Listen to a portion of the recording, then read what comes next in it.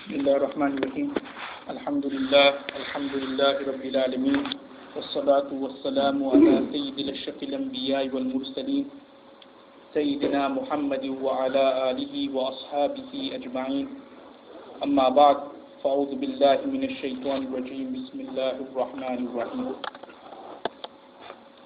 The first hadith which we are going to look at is a hadith which can be found in Sunan al-Tirmidhi, narrated by Sayyidina Umar bin Khattab radiyallahu anhu, that Rasulullah sallallahu alaihi wasallam has said, لا يخلون رجل بامرأة إلا كان ثالثهما الشيطان رواه الترمذي. That a man should not be alone with a woman. A man should not be in seclusion with a woman. Why? Because the third person present there will be shaitan and will be the devil. Now the explanation of this particular hadith has already come before, and I mentioned that it is considered impermissible, it is considered unlawful and haram for a man and a woman to be alone together in a room or in a building where a third person cannot easily enter that particular room. So just say, for example, if it was a room or an office and the door is closed, then in that situation for a male colleague, a Muslim male person or worker to have, say, a meeting with a female colleague, then that would be considered impermissible and that would not be considered allowed. And I gave some other examples as well, that similarly being in a lift with a female, that is also considered to be khalwat as well. So many occasions or situations where if a man and a woman are alone together and it's not possible for a third person to enter that particular room or to enter that particular place easily, then that constitutes khalwa, that constitutes seclusion. Now the reason why a man and a woman should not be alone together is quite beautifully pointed out in this particular hadith, where Rasulullah sallallahu alaihi wasallam has said the reason why is because the third person present there is shaitan. Now, as all of you know, that shaitan, he is our enemy. He is the enemy of mankind and humans. And this enmity of shaitan against humans started from Sayyidina Adam alayhi salam's time. And it will last all the way until the Day of Judgment. And everybody has to remember that you can never ever be free from shaitan's grasps. Even though you may be thinking to yourself that you may be on the right path. Sometimes shaitan is very clever. Sometimes what he does is that he tries to put these kind of thoughts or insinuations in your mind where you yourself think that you're on the right path, where you yourself think that you're more better than others. And in that particular way, he leads to that person's or that individual's downfall. And I'll give you an example of the way shaitan's deception works. Sometimes what could happen is that you're praying, you're doing some ibadat, some prayers and so on. You've done 2 rakats, say the sunnah after Maghrib. Now you then stand up and you want to now pray your awwabin salah. Now shaitan may come and say that, oh, do you know what, you prayed 2 rakats after Maghrib, that's too much. There's no need to pray awwabin today. Pray tomorrow.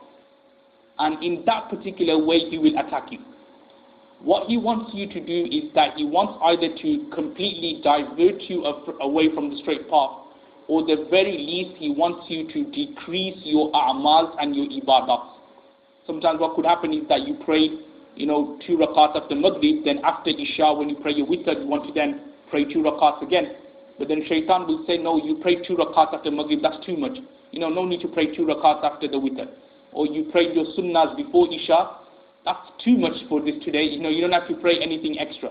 So this is how shaitan attacks you.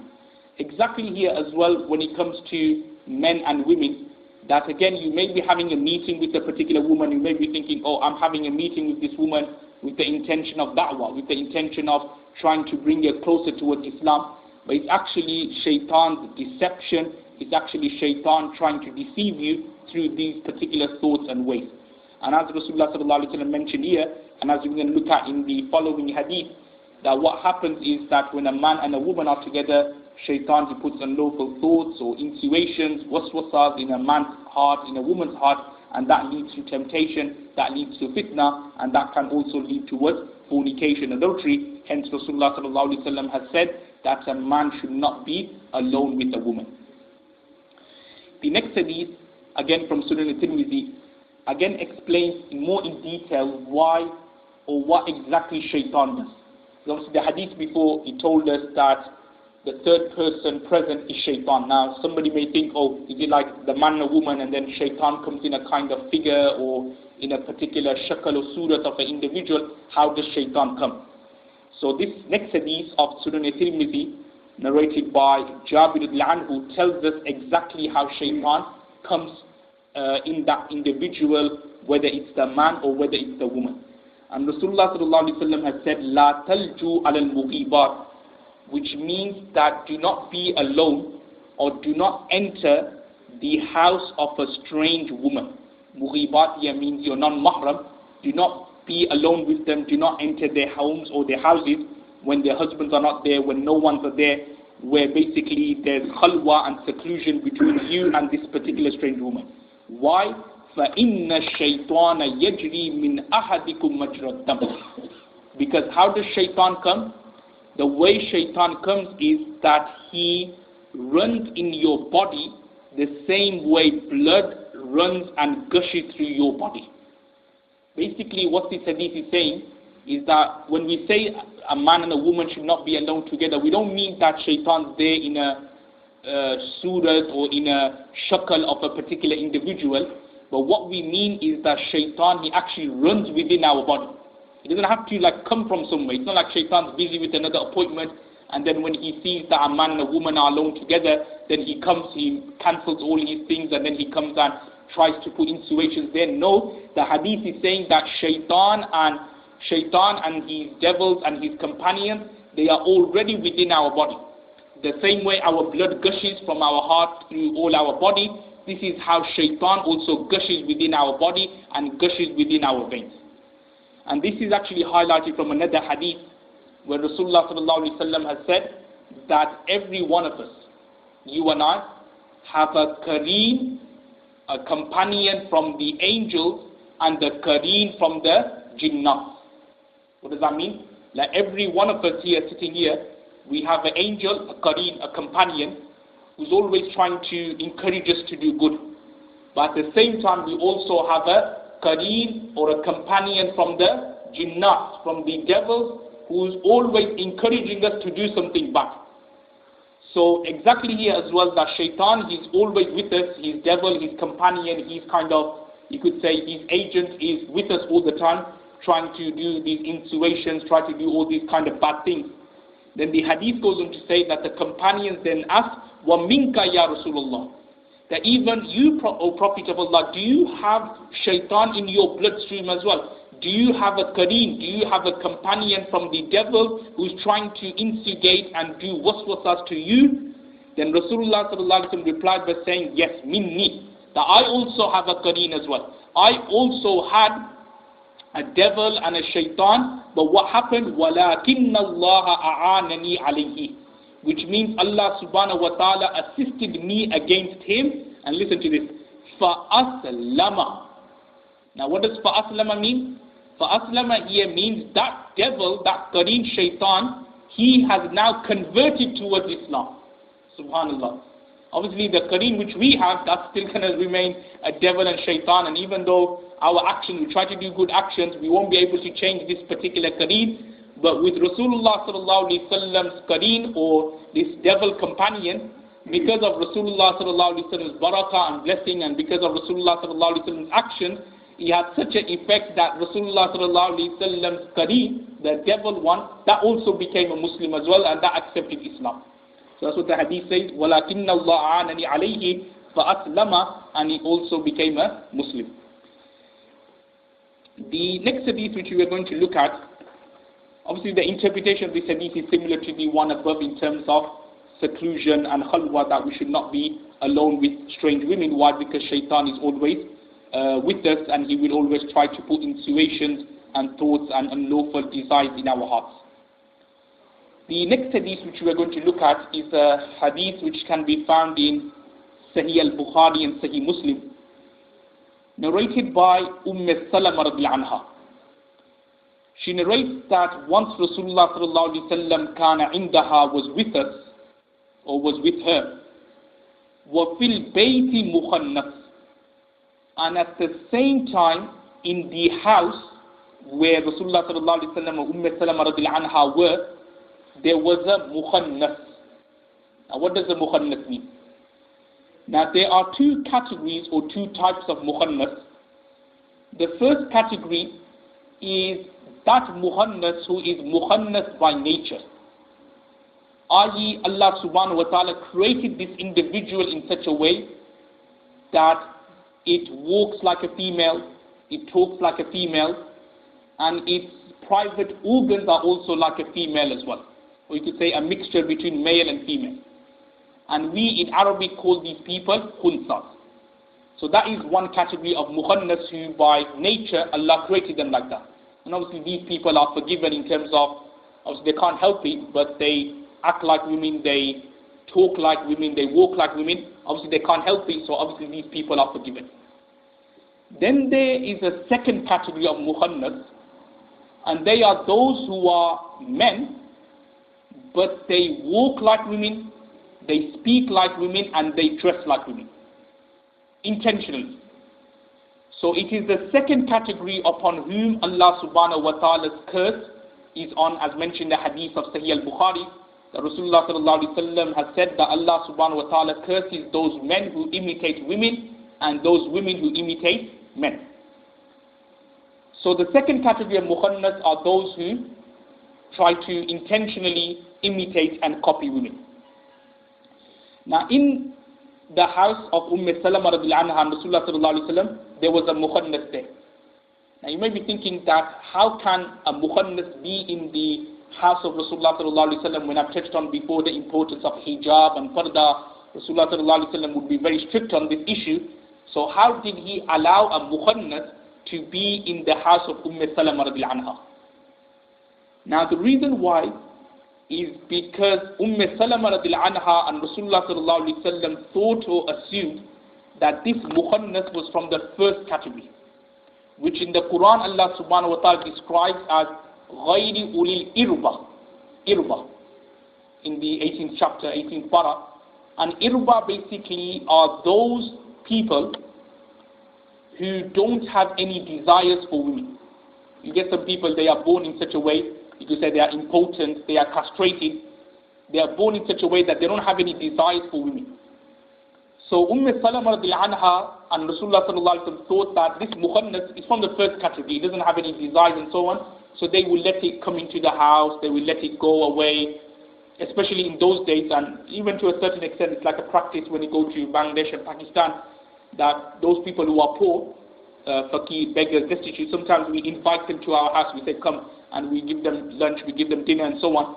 So exactly in those days, mukhannas, they were like poor people as well. Sometimes if somebody was born as a khunsa, as a mukhannas, the family would actually disown that child, will disown him, say, oh, no, you're something else, you're not a human. They would actually throw it out of the house, they'll say that you can't live in our house. So many of the mukhannas and khunsas, they would be actually very poor, and they will be begging, they'll be looking for food and so on.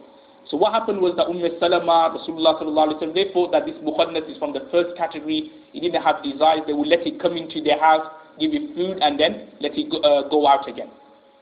Then what happened, this mukhannas then said to Abdullah bin Umayyah, Akhi Salama, who was the brother of Salama. So this mukhannas then says to Salama radiallahu anha's brother, that Ya Abdullah, O Abdullah, in fataha Allahu lakum ghadan at-Ta'if fa inni adulluka ala ibnati Ghaylam. That this mukhannas says to Abdullah that if tomorrow Allah subhanahu wa ta'ala grants us victory, or he defeats, or he grants the Muslims victory in the conquest and in the battle of Ta'if, فَإِنِّي أَدُلُّكَ عَلَى إِبْنَةِ غَيْلَانَ, that I will tell you, I will inform you of a woman from the tribe of Ghaylan. Now then what does the hadith goes on to say? This woman from the tribe of Ghaylan, فَإِنَّهَا تُقْبِلُ بِأَرْبَعٍ وَتُدْبِرُ بِثَمَانٍ, which means that she would come with 4 flaps, 4 fat, and then when she returns, she will return with 8 flaps. Now what does this mean, flaps and fat and so on? You know, what's Mufti Sahib talking about here is into some kind of diet and so on. What this particular hadith is telling us? Now what this hadith is telling us here is that in Arabia in those days, a woman was considered beautiful, not because of her beauty on her face, but because of her weight. Basically, if a woman was fat, she would be actually considered beautiful in the eyes of the Arabs in those days. Now what this Muhannas was trying to imply to Abdullah bin Umayyah is that, look, I know a girl, this woman, she comes, she's got 4 flaps, and then when she leaves the house, she leaves with 8 flaps. Now when Rasulullah ﷺ heard this, he then realized that, no, this is not Muhannas from the first category. This is actually the Muhannas from the second category, who actually has desires and has shahwa. That's why he's making such a comment. Because remember, if he didn't have any desires for women, then he wouldn't have said, oh, I know a woman, like, because obviously what happened was that because this particular Muhannas, because everybody thought that he was from the first category, that he was naturally a Muhannas, so he would intermingle with women and he would see women and so on. But then when he made this comment that, oh, I know which woman is beautiful, I know which woman is big and so on and so forth, then Rasulullah ﷺ then clicked on that actually this Muhannas is not from the first category, but he's actually from the second category, who's actually a man, but he's trying to pretend to be a woman so that he can intermingle with the women circle, so that he can fulfill his desires in that particular way.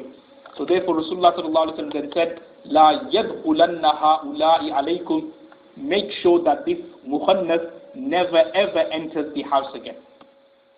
So obviously what we can understand from this particular hadith again, and from here the ulamas have derived that even though a man who may have had, who may be impotent, who may be castrated, even then for a woman to do parda and hijab from her is also necessary.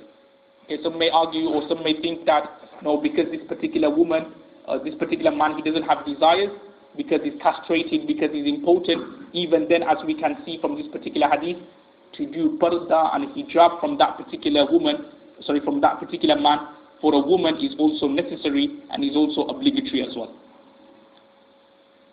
The next hadith which we're going to look at is a hadith from Sahih Muslim. Again, the explanation of this hadith has come before.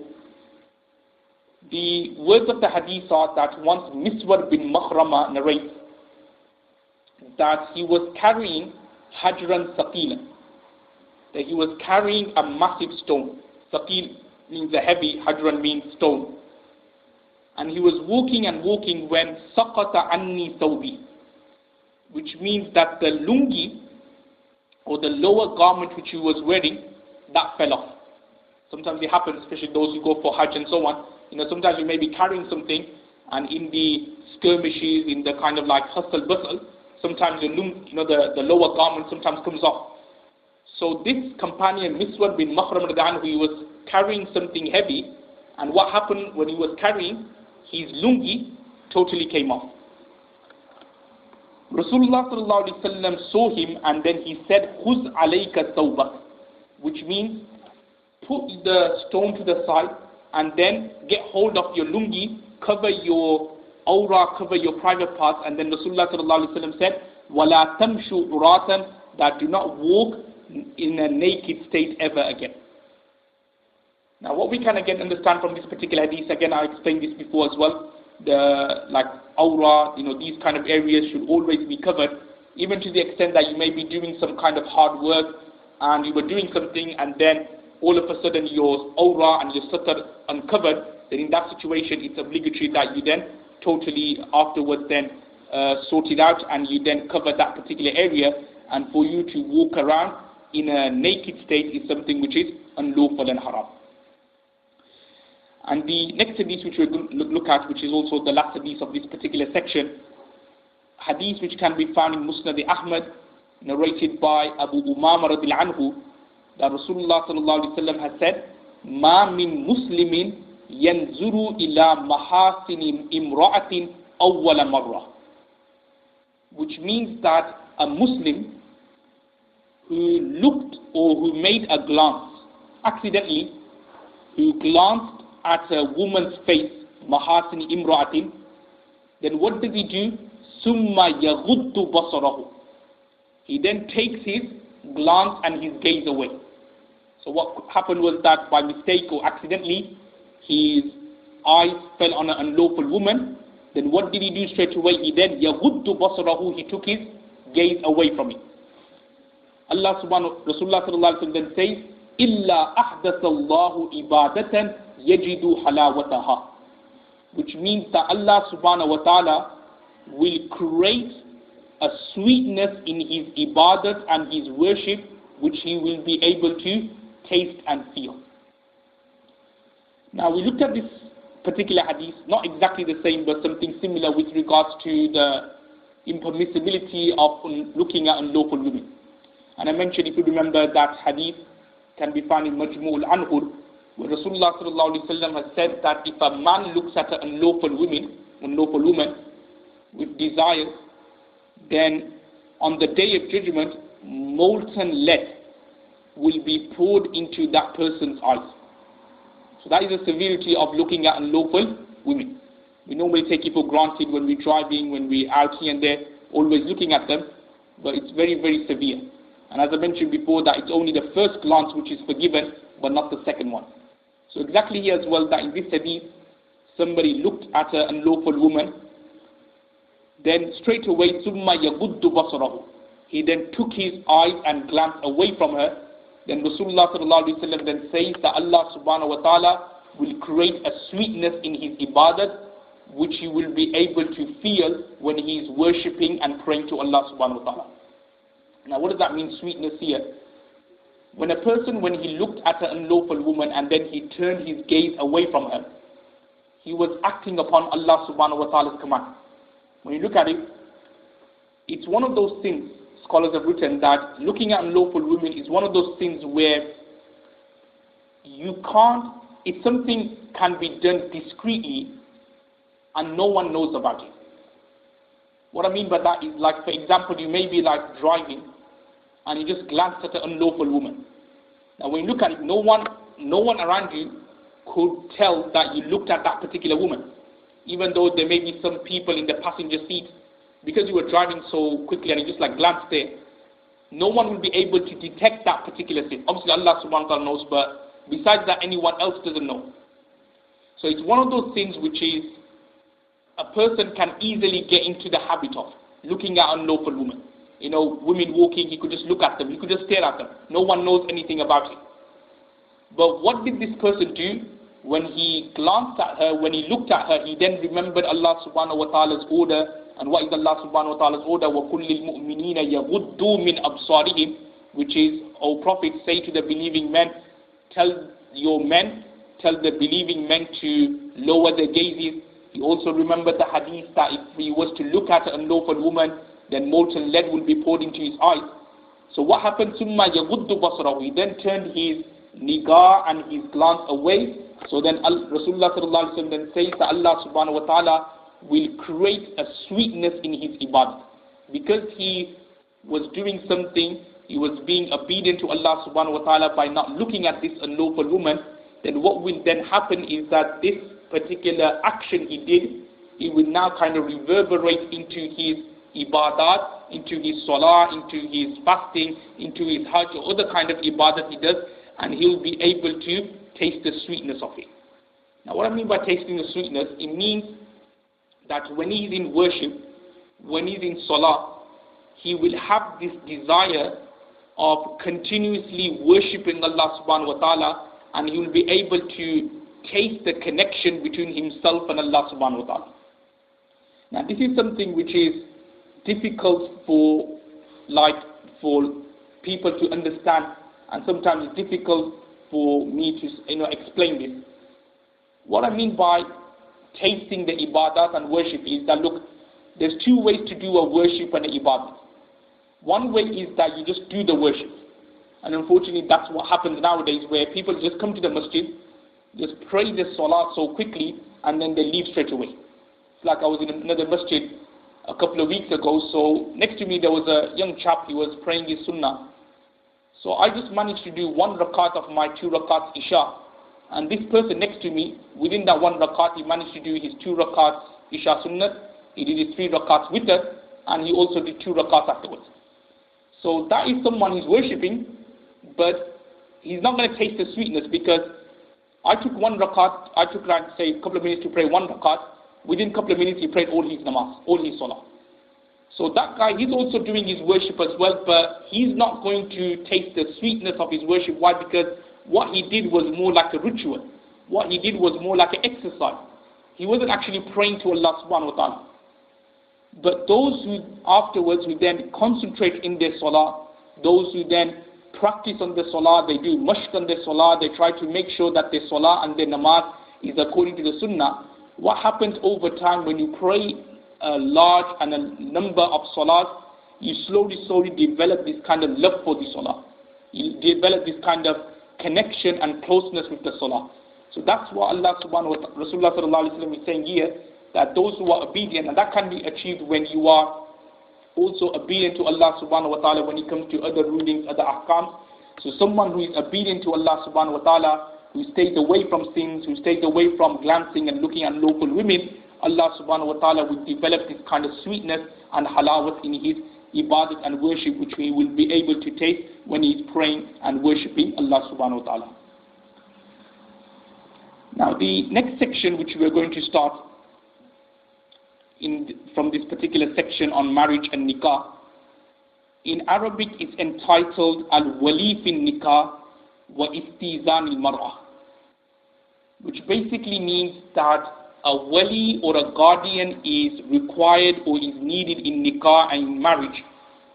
And also wa Istizan al-Mar'ah, and the masla or ruling with regards to seeking permission from the girl before the wali gets her married to the prospective suitor or to the groom.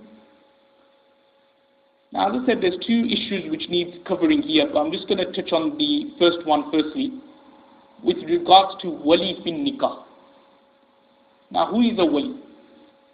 Now, wali, or in English we call them custodians, are those people who have the responsibility or who have the choice, or you could say who have the attorney or the power to get their daughters married. So you call these people wali. So they are responsible. And who tends to be the wali? Generally speaking, it will be the girl's father. If the father isn't alive, then it will be the girl's grandfather. And if the grandfather isn't alive, then it's the brother, if she has an older brother, or it could be even a younger brother, but as long as the brother is sane, mature, baligh, then it's sufficient. If the brother isn't there, then it's the uncle. And if the uncle isn't there, then it's the cousin brother. So they are considered to be the wali and the legal custodians of this particular girl. Now, a question arises that what is the responsibility or what is the role of a wali? Because, as I'm going to look at later, there is the issue of forced marriages, which is not allowed in Islam. So some may think that, okay, if a wali has the right to get his daughter married, then isn't the wali forcing his daughter to marry someone who she doesn't like, or who she may not like, who she may not consent to? So what is the responsibility of a wali, and what does Islam say with regards to forced marriages? Now, the role of a wali is that his role is like what we call as an advisory role. He cannot force his daughter, or if it's a grandfather, he cannot force his granddaughter. If it's a brother, he cannot force his younger sister. If it's an uncle, he cannot force his niece to marry someone who she doesn't like, who she doesn't consent to. But what his role is an advisory role. Now what I mean by advisory role is that it's his responsibility to find someone for his daughter. It's his responsibility to find someone for his niece. It's his responsibility to find someone for his granddaughter. After he finds someone for his daughter, for his granddaughter, then he will ask, or a third person will ask the daughter or the girl that, look, someone has found this particular groom for you. Do you want to get married to him? If the girl then says yes, then the nikah will go forward. If the girl says no, then that's it. The wali there afterwards can't force that particular groom on that particular girl and say, no, I chose this particular groom. You have to get married to him. That's what the wali is not allowed to do. His role is just an advisory role where he'll just say, for example, pinpoint a particular groom, may choose a particular groom, may say that, okay, this particular groom is right for you, or this particular groom is right for you. That's what the wali will do. But what he's not allowed to do is force that particular chosen groom for his daughter, for his granddaughter. That's not allowed. Because then that comes under the ruling of forced marriages. Now there's two words here which I need to quickly clarify. One is arranged marriages, and number two, forced marriages. Now sometimes people, they get mixed up with both, and they think that arranged marriages, forced marriages, they're both the same and they're both unlawful. But actually there's a difference between them two. And when we look through the hadith, we can derive that Islam actually advocates arranged marriages but not forced marriages. Now what's the definition, or what's the evidence, shall I say, regarding arranged marriages and forced marriages? Now with regards to arranged marriages, there's a couple of hadiths which I'm going to mention in front of you.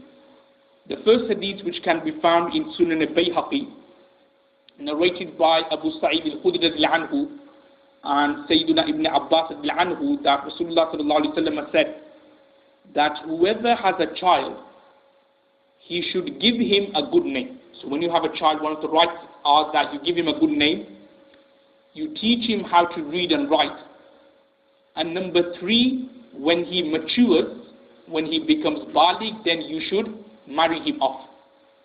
Because if the father did not marry him off and the boy committed a sin, i.e. the boy then went and committed adultery and zina, then the sin will be on the father. Similarly, in another hadith, again, which can be found in Sunan al-Bayhaqi, narrated by Umar bin Khattab anhu, that he narrates that Rasulullah sallallahu alaihi wasallam once said that it is written in the Torah. So not only is the Islamic ruling, but it's also a ruling from the previous scriptures and the books, i.e. the Torah, where it says that whoever's daughter reaches the age of 12, now 12 years means reaches the age of puberty, and he fails to marry her off, then if she commits a sin, i.e. adultery, fornication, the sin will be on the father. Now what these two ahadiths are trying to tell us is that it's the moral obligation and also a legal obligation of the father that he at least, the very least, comes to come, find someone for his daughter, find the rishta for his daughter. Nothing wrong with that. That's not considered to be forced marriages. You're just trying to arrange something for your daughter, for your son. So for a father to actively look for a groom for his daughter or for a bride for his son, nothing wrong with that. That's not against the Sharia. Obviously, when you then choose the groom for the daughter, then you can't force the daughter in marrying the groom, because that will then become forced marriages. But what you can do is, fair enough, you could say, okay, I know this particular groom. Do you want to marry him, yes or no? If the daughter says, yes, I don't mind, then obviously from there, that's when the nikah will go forward. If the daughter says no, then the nikah won't go forward. So what I'm trying to say is that for the father, for the grandfather to find someone for the daughter, that is totally allowed. That is totally permissible in Islam. Trying to find a groom, a suitable match for your daughter, that's totally allowed. There's nothing wrong with that.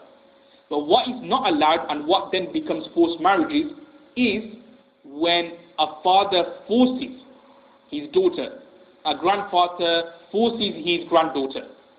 Sometimes it happens that they trick the daughter to go to Pakistan, Bangladesh, and then they, out of their own will, against their own will, they get her married to a relative, forcefully. Then that is considered to be forced marriage. That is considered to be unlawful, and that is considered to be haram. And a good example of that will be a hadith which we're going to look at later, but I'll just mention the words of the hadith here, which can be found in Sahih al-Bukhari, narrated by Khansa bint Khizam radiyallahu anhu.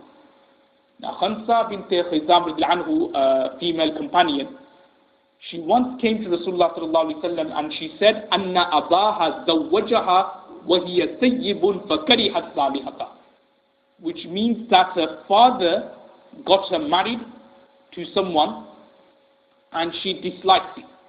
i.e., without her consent, without her will, the father forcefully got her married to someone else. What did Rasulullah sallallahu alaihi wasallam do? فَرَدَّ نِكَاهَهَا. Rasulullah sallallahu alaihi wasallam then cancelled and annulled that particular marriage. And other hadith as well quite clearly saying, Rasulullah sallallahu alaihi wasallam saying that وَلَا تُنْكَهُ الْبِكْرُ حَتَّى تُسْتَأْذَنَ, which means a woman or a girl who's a virgin, who hasn't been married before, then she cannot be married hatta tusta'zana, unless you take permission from her. And then the companions asked, قالوا يا رسول الله وكيف إذنها? How can we take permission from her? Because she's a virgin, obviously she's going to be shy, she's going to be a bit modest. She's not going to say clearly, yes, I want to get married.